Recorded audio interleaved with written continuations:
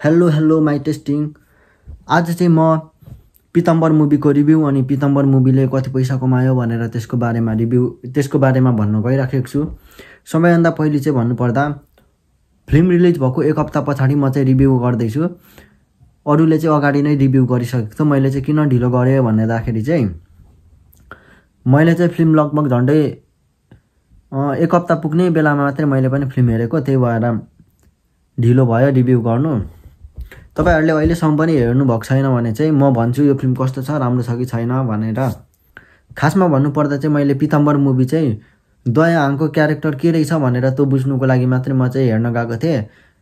त्यस्तो राम्रो छ जस्तै त लागेको थिएन, ठिकठिकै चाहिँ होला भन्ने सोचेर मैले एक्सपेक्ट गरेर गएको थिएँ। किनभने नेपाली फिल्महरू एक्सन मुभीहरू त्यस्तो राम्रो त अहिलेसम्म बनेको छैन। त्यस्तो मतलब खतरा टाइपको भनेको त्यस्तो खतरा त बनेको छैन भनेर खासै त्यस्तो एक्सपेक्टेसन चाहिँ मैले लिएर गएको थिइनँ। तर जब म चाहिँ फिल्म हेर्नु गएँ त्यति बेला चाहिँ म हेरेको छक्कै का, अब नेपाली फिल्म पनि साउथ मुभी जस्तै छ त भन्ने खालको का। एक्टिङहरू हेरो, एक्टिङ पनि बबाल छ, भोइसहरू सुन्यो, भोइस पनि बबाल छ हैन, बिटहरू सुन्यो डिङ डुङ डुङ डुङ बबाल छ, सबै चिज एकदम बबाल लाग्यो का। अब कतिजनाले चाहिँ दया हाङ राईलाई चाहिँ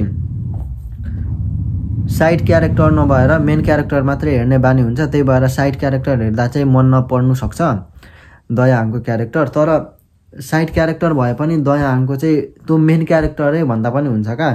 किनभने दया हाङ र प्रदीप खड्काको धेरै भनेको विज्ञापनहरू इन्टरभल पहिलेसम्म दया हाङ र प्रदीप खड्काको मात्रै धेरै स्क्रिन प्ले छ का। त्यही भएर त्यो चाहिँ त्यस्तो साइड क्यारेक्टर भन्नु मिल्दैन, मेन क्यारेक्टरै जस्तै भन्दा हुन्छ। पुरै मेन क्यारेक्टर चाहिँ हैन, तर जे होस् मेन क्यारेक्टरै भनौँ। अनि फिल्म त अब त्यस्तै बबाल छ है। अम्ममा छिनछिनमा ट्विस्ट, अगाडि के हुन्छ भन्ने हुन्छ।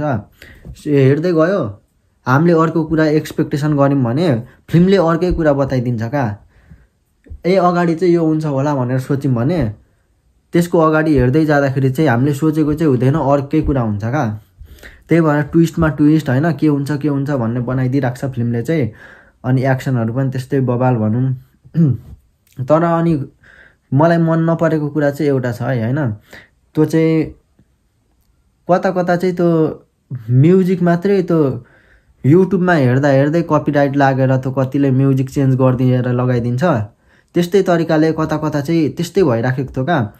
अब गीत पनि छैन, बोली आवाज पनि छैन, अर्कै म्युजिक हालिदिए जस्तै टुरुरुरु म्युजिक मात्रै बजिरहेको छ, आवाज पनि आउँदैन। अनि त्यो चाहिँ अलिक ठिक लागेन। अनि अर्को भनेको भिएफएक्स भनौँ, जुन क्याप्टेन मुभीमा अनमोल केसीले गोल हान्दाखेरि त्यो गोल भिएफएक्स त पुरै मजाले चिनिएको थियो।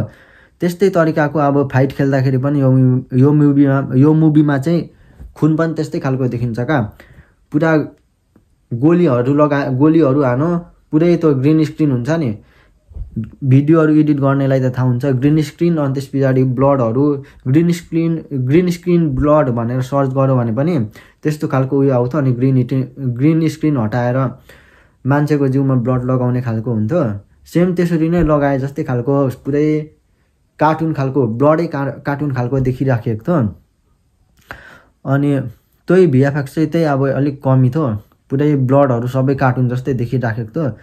अनि यो फिल्मको बारेमा भन्नुपर्दा चाहिँ फिल्म चाहिँ तर एकदमै बबाल है। त्यो नेगेटिभ पोइन्टलाई हटायौँ भने फिल्महरू चाहिँ एकदम बबाल, एक्टिङहरू पनि बबाल, बिटहरू म्युजिक ब्याकग्राउन्ड म्युजिकहरू पनि खतरै थियो।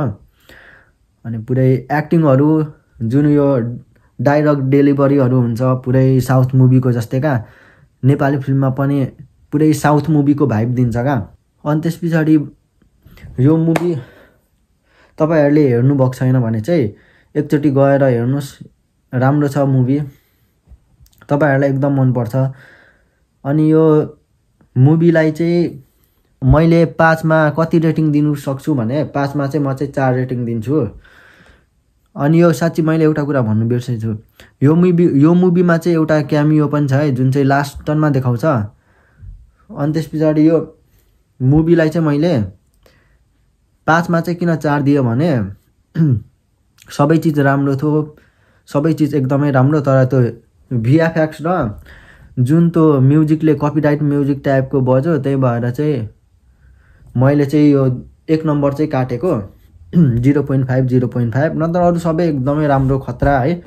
डाइलगहरू सबै बबालै थियो।